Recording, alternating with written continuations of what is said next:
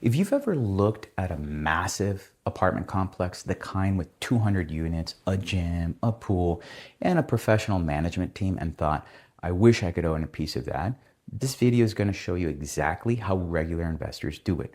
Not through some complicated Wall Street product, not by becoming a landlord, not by taking out a massive loan yourself. I'm going to walk you through something called real estate syndication.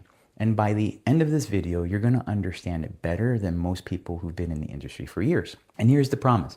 I'm going to break this down step by step in plain English so that you can decide whether this type of investing makes sense for your financial life. There's no hype. There's no get rich quick promises or anything like that. It doesn't work like that. Just a clear, honest look at how this actually works. The upside, the downside, just as important, and everything in between. So let's get into it. Let's start with the basics. A real estate syndication is simply a group of investors pooling their money together to buy a property that none of them could afford or want to manage on their own. Think of it like this. Imagine a $15 million apartment complex in a growing city. That's a great asset. Strong rental demand, professional tenant, long-term appreciation potential, but 15 million? Most people don't have that sitting around. So here's what happens. A professional operator, someone called the general partner or GP, finds the deal, analyzes the numbers, lines up the financing, and puts together the investment plan. They do all the heavy lifting. They go out and they find a group of investors called limited partners or LPs who each contribute a portion of the equity. Maybe 80 or 90 investors each put $50,000. That raises roughly $5 million. The GP then borrows the remaining $10 million through a commercial loan. And just like that, the deal closes. Now, here's the part that most people don't realize. As a limited partner, as a passive investor, you never talk to a tenant. You never fix a toilet. You never deal with the late night maintenance call. Your job is to wire your capital, review the quarterly reports, and collect your distributions. That's it. The GP manages everything. The property management team, the renovations, the leasing, the financing, the eventual sale. You're an owner, but you are completely hands-off. And that's the core idea. A syndication lets you access institutional quality real estate, the kind of assets that wealthy families and pension funds have been investing in for decades, at a fraction of the cost and with zero operational headaches. Now let's talk about the part everyone actually wants to know. How do you make money in a syndication? There are typically three ways. Number one, cash flow distributions. Once the property is up and running, the rental income after expenses, mortgage payments, and management fees gets distributed to investors. This usually happens quarterly. You're essentially getting a check every 3 months for just being an owner. Number two, appreciation and profit at sale. Most syndications are designed to hold a property for 3 to 7 years. During that time, the operator is usually executing what's called a value add strategy, renovating units, raising rents, improving the property, which forces the value of the building up. When it sells, the investor gets their original capital back plus a share of the profits. Number three, tax benefits. This one is underrated and is one of the biggest reasons high-income professionals love syndications. When you invest as a limited partner, the IRS allows the depreciation of the building to pass through to you on your Schedule K-1 tax form each year.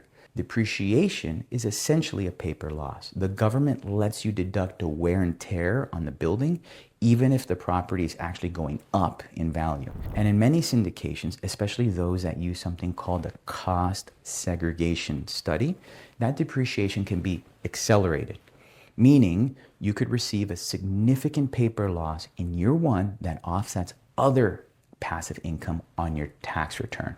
That's a legal IRS recognized strategy. It's one of the reasons real estate has created more millionaires than almost any other asset class. Now, what kind of returns are we actually talking about? Research from Bigger Pockets and data from completed syndication deals shows that the cash on cash returns typically run between 7 to 12% annually. With total IRRs, that's your overall annualized return, including the sale, often landing in the 15 to 20% range for well-executed value-add deals. Most syndications also offer what's called a preferred return, typically 6 to 8% per year, which means investors get paid that return before the operator takes any profit share. After that preferred return is met, profits are then split between LPs and the GP, usually 70 to 30 or 80 to 20 in favor of the investors. That structure is designed to align the incentives so that the operator only wins big if you win first. Now, before you go wiring money anywhere, there are some important things you need to understand. First, who can actually invest?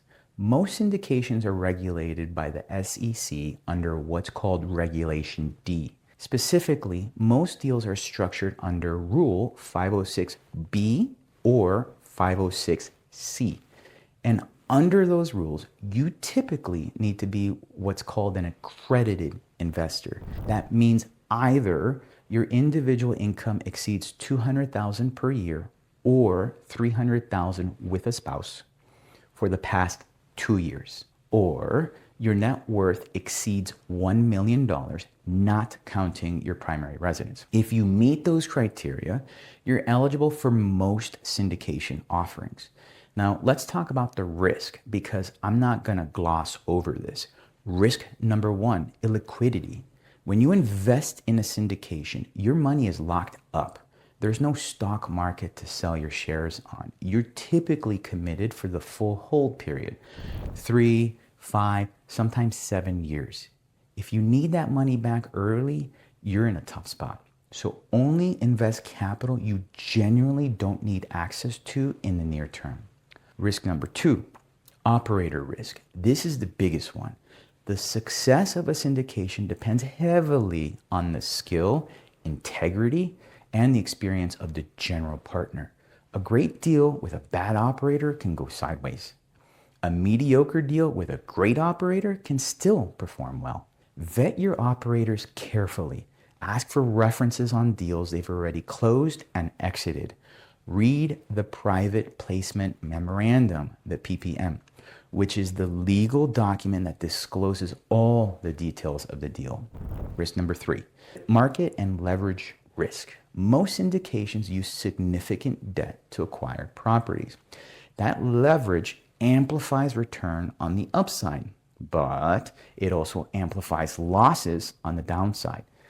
Deals that were underwritten with floating rate debt during 2020 and 2021 got hit hard when interest rates rose sharply. The lesson, understand the debt structure before you invest.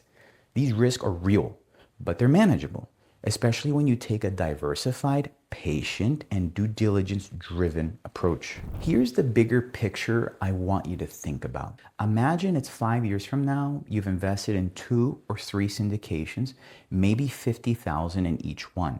You've been collecting quarterly distributions the whole time. You've received Schedule K1s with meaningful depreciation that offset some of your passive income and other income. And now one of those deals has sold. And now you're getting a check that includes your original capital back plus your share of the profits. You didn't manage a single tenant. You didn't fix a single appliance. You didn't lose a single weekend to property issues. That's the power of passive real estate investing when it's done right.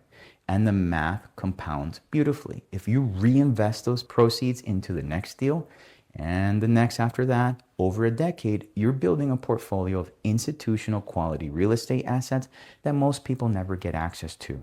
This is how busy professionals, doctors, attorneys, engineers, business owners build long-term, conservative, passive income alongside their careers, not by quitting their job, not by becoming landlords, but by partnering with experienced operators and letting the asset do the work. Now, if this resonated with you, if you're a busy professional who wants to understand this model more deeply before you ever invest a single dollar, I've put together a completely free resource for you.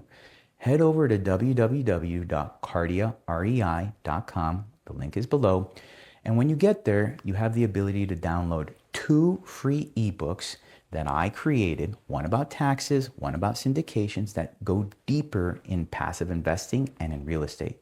And you'll also get access to a free 9-part private training course called the Passive Investing Action Guide that I created. Inside that training, I walk you through the exact framework that many sophisticated investors use to build long-term passive income through real estate syndications, step by step, in plain language. It's specifically designed for busy professionals who want conservative, long-term wealth building strategies without becoming full-time landlords or real estate operators. It's completely free. There is no catch. If you're serious about building passive income that works while you sleep, the best next step you can do is to grab those free resources. The link is in the description below. And if you want to go even deeper, I've got a video coming up next that breaks down how to vet a real estate operator before you invest a single dollar. That one video could save you from a very costly mistake. Watch it next, and I'll see you there.